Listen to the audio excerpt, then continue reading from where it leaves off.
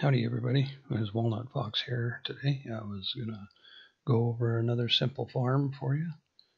If you want some emeralds from your villagers or any villagers, you're going to want one of these. So this is a melon and pumpkin farm. It is automatic and runs all the time. So anytime a melon or a pumpkin grows, the piston will break it. It will fall down the center and either into a water stream or into a hopper collection into the chest. So to build this, you'll need these parts, a chest and some hoppers, a light source, preferably one that you can put redstone on, so glowstone or sea lanterns, whichever brightly colored redstone block you want. It doesn't have to be red stained glass, but stained glass. Pumpkin and melon seeds, dirt, some stairs, a slab, a bucket of water, redstone dust, observer, and a piston. Obviously you'll have to turn some of your dirt into farmland. It's just easier to grab the farmland here and do it that way. So we'll pull these out of here and we'll go play around and build this here in just a minute. I'll show you. This one just fired again, so. And these here are the modules that we use. They'll be your melon or pumpkin will be right here in front of this. So we use these observers to detect when the stems update. Every time they grow, they update. So it will update this observer, the observer next to it, and cause the pistons to fire. So these light sources sit in here behind the pistons because pistons are a transparent block. They let light through, and for any crop to grow they need to have some sort of light. So I alternated every other layer to make sure that the light level was above at least 8. I think everything in there right now is 10. This is one slice of the farm. As you can see, it's a little heavy on the observers. The observers are kind of expensive. They take 2 redstone dust, a nether quartz, and 6 cobblestone a piece. But you can stack these up, and it's modular. You can add to it anytime you want, so you don't have to build it all at once. So, all right. So to build this, obviously you'll want to start. I like starting at the bottom because when I'm in survival mode, I can't fly. So I always put my chest in if I kind of sort of know where it's going, or my water stream. And then 4 hoppers. Remember to hold shift to place those down. A ring of dirt. That way everything kind of can grow here.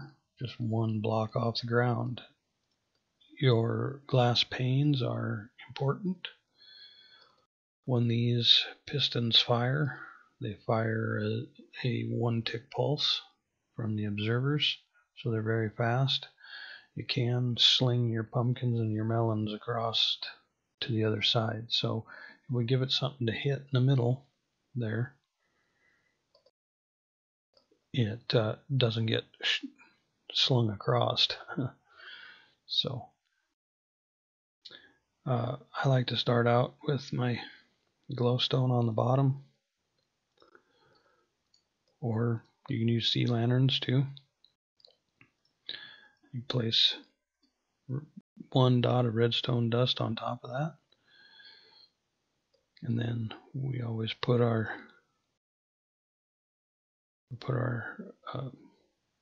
colorful blocks there for our redstone. Set a piston here looking at this, because this is where your melon and or pumpkin will grow. And we do that all the way around. And then what we can do is we can set up our observers facing in. You can click on the top corner of that piston to make them look in if you don't have a block here. You could always put a temporary block and then place it down. So, alright, I'll build up the rest of these and be right back. Alright, now everything's built up and ready to go here. What we will need to do is we'll need to hydrate this farmland to make sure everything keeps growing. And that's where your stairs and your slab become in handy. So, put a stair underneath in the middle there, and a slab, and waterlog the stair. Then all you need to do is till the corners. Obviously you'll do this with a hoe and not with farmland, and you'll notice that everything's getting hydrated there. All your farmland's already started to hydrate. It'll last longer. There we go. That one updates, that one updates. You'll notice that there's 2 pistons that fire every time. That's just a guarantee that we get everything.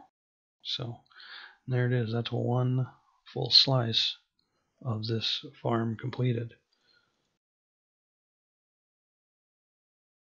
And every time one of those updates, it's going to go. So right on.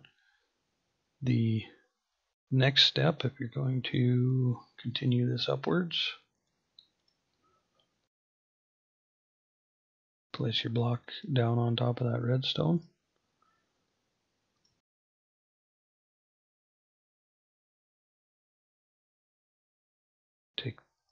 Put 2 and remove the one in the middle. Glass panes. And now you're ready to start the next layer. Use a temporary block to start this. And then put your dirt in your ring shape again.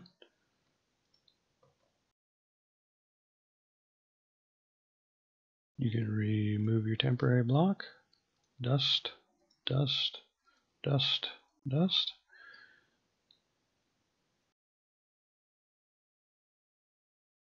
As you can see, it's relatively compact for what it's doing. Every couple of layers of blocks, we have productive farmland. So it's quite easy to get a lot of material and trading materials in a small amount of space.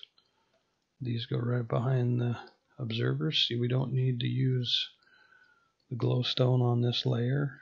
It'll be illuminated from below.